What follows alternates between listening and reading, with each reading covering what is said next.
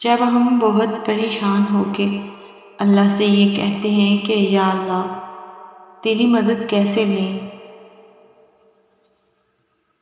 تو اللہ فرماتا ہے اے ایمان والو صبر اور نماز سے مدد لیا کرو، بے شک خدا صبر کرنے والوں کے ساتھ ہے۔ ہر بار یقین سے مانگی ہوئی دعا شک کو کہیں دور بھگا دیتی ہے۔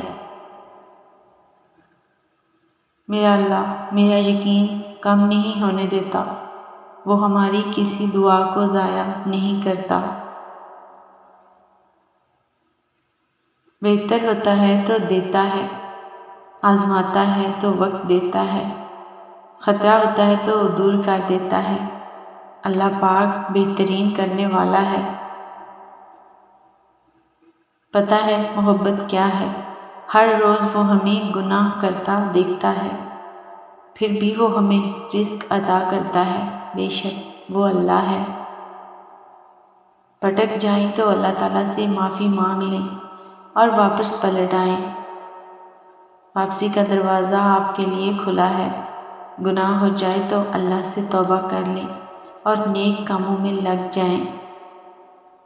یاد رکھو تمہیں لگتا ہے کہ یہ دکھ بہت بڑا ہے، حوصلہ کم ہو رہا ہے، ہمت ٹوٹ رہی ہے، آزمائش بڑھتی جا رہی ہے، تو یاد رکھنا جب وہ فرمائے گا ہو جا تو وہ ہو جائے گا، جس کا تم نے گمان بھی نہیں کیا ہوگا۔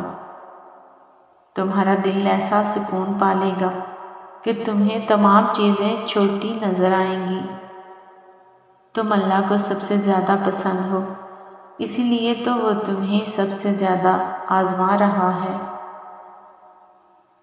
جب تمہارا دل کسی بھی تلخ حقیقت کو تسلیم نہ کر رہا ہو تو اس کے قریب ہو جاؤ جو حقیقت کو بنانے والا ہے۔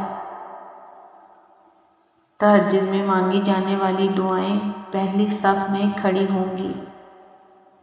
جب تم رات کی تاریکی میں اس رحمان سے سرگوشی کرتے ہو جو دلوں کے راز خوب جانتا ہے، وہ بھی جانتا ہے جو تم بیان نہیں کر پاتے۔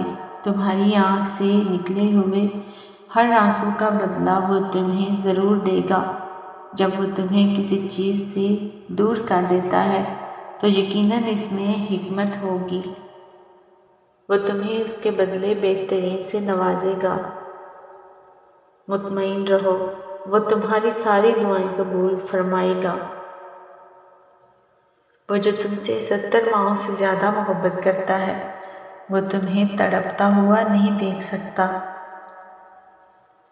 وہ جو چیز اللہ کے قریب سب سے زیادہ ہوتی ہے وہ ہے دعا۔